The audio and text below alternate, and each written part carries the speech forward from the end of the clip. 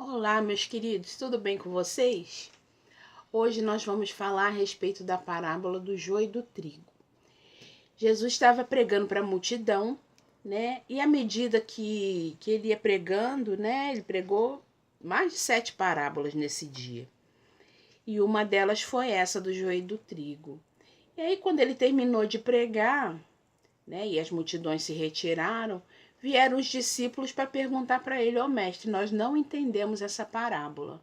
E ele começou a explicar. A parábola dizia que o dono das terras, né, ele plantou boa semente e elas produziram. Ele plantou trigo nas terras dele. E aí, quando ele foi dormir, veio o inimigo e plantou joio no meio do trigo. E quando os empregados começaram a ver, né, que tinha joio ali no meio do trigo, porque no iniciozinho o brotinho é igual, mas conforme ele vai crescendo, ele vai mostrando diferença. E aí os empregados perguntaram, né, o senhor quer que a gente arranque o joio e para não prejudicar o seu trigo? E ele disse, não, porque se for arrancar o joio, pode ser que arranque algum trigo, né? E eu não quero isso, deixa para separar o joio do trigo no dia da colheita. E aí a explicação de Jesus para os discípulos foi o seguinte: o trigo são os filhos de Deus, são os filhos da luz. E os joios são os filhos do diabo, são os filhos das trevas. E um, que é o trigo, ele tem a essência diferenciada, né?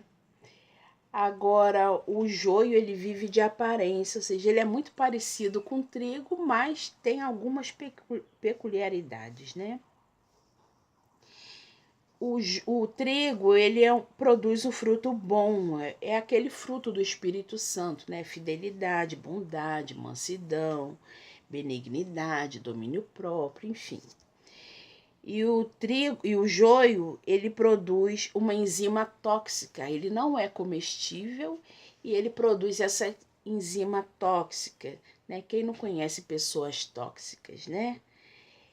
É a infidelidade, é aquele que provoca rixa, é aquele que provoca divisão, é aquele que suga energia, é aquele que desgraça com todo o restante, né? O trigo, ele será, no dia da colheita, ele será colocado no celeiro de Deus. Já o joio, ele vai ser destruído. O trigo, ele tem essa característica de ser maleável, né? Ele se curva quando vem o vento. Ele é colhido com facilidade, porque ele sabe o propósito, né, da existência dele. Ele sabe que, né, o fruto dele vai alimentar. Já o joio, ele é rígido, ele é enraizado, ou seja, ele é carnal, ele é diabólico, é enraizado nessa terra.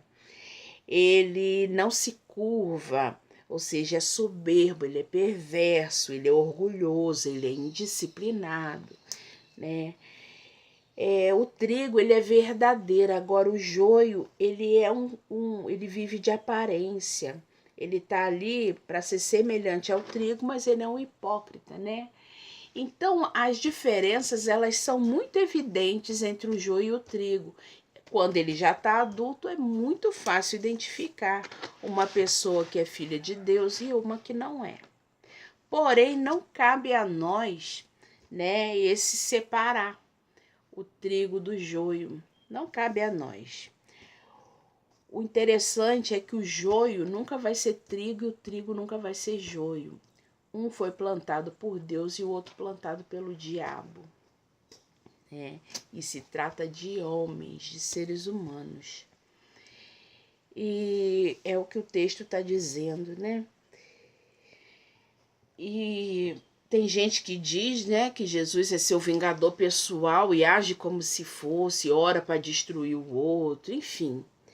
Mas ele está dizendo aqui que esse dia da colheita é o dia do Senhor. Então não cabe a nós esse dividir, até porque não é possível, não há lugar nesse mundo que não esteja junto o joio do trigo. Né? Todos os segmentos no seu trabalho, na sua vizinhança, na sua família, na igreja, né? Desde a igreja primitiva já existe, né, as manifestações do o próprio Judas era o joio no meio do trigo, né? É um bom exemplo, né? Porque o próprio Jesus estava ali pregando a verdade, ele era a própria revelação, né, de Deus, do evangelho, da boa notícia, e o trigo e o joio estava lá no meio para fazer o mal.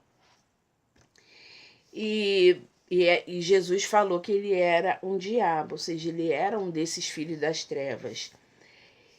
Dentro das igrejas primitivas, Paulo já denunciou, né, a pregação de heresias, os mercenários já estavam se aproveitando das pessoas incautas que se assentavam ali para ouvir coisas agradáveis e eles se aproveitavam delas. Ou seja, nós fomos tão, tanto por Jesus quanto pelos apóstolos, né, nós fomos tão precavidos de que haveria tanta corrupção no meio do cristão, e ainda assim hoje nós vemos que o número de igrejas heréticas cresceram assim, se alastraram, porque o joio ele é erva daninha.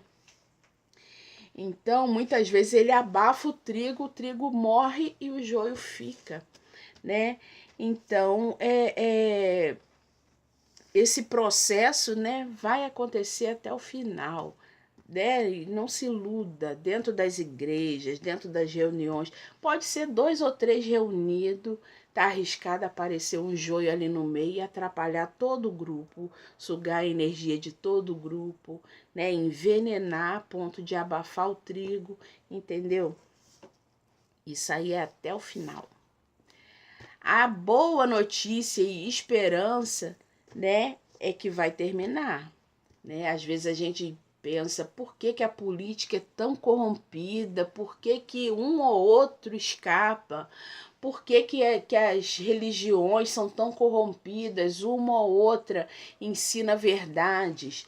Por que, né, tantas pessoas se levantam como inimigos de Deus e permanecem? Por que Deus não faz nada? Por que Deus não extermina? Por que Deus não termina com esse mundo?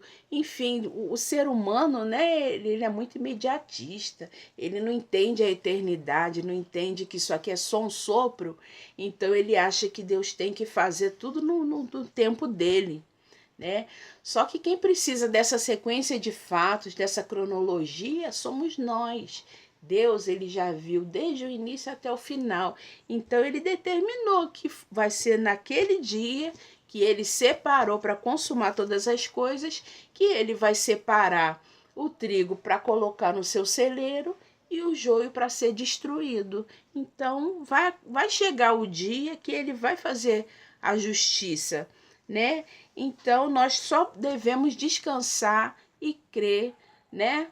Perseverar, porque esse mundo aqui é de perseverança. Nós vamos caminhar junto com o trigo, junto com o joio, tudo junto e misturado, e no final das contas, aí sim, nós vamos ser separados, grupo 1, grupo 2, e cada um com seu destino bem distinto, né? Um beijão para vocês, tenham um ótimo domingo, todos na presença de Deus. Um beijão e seja trigo.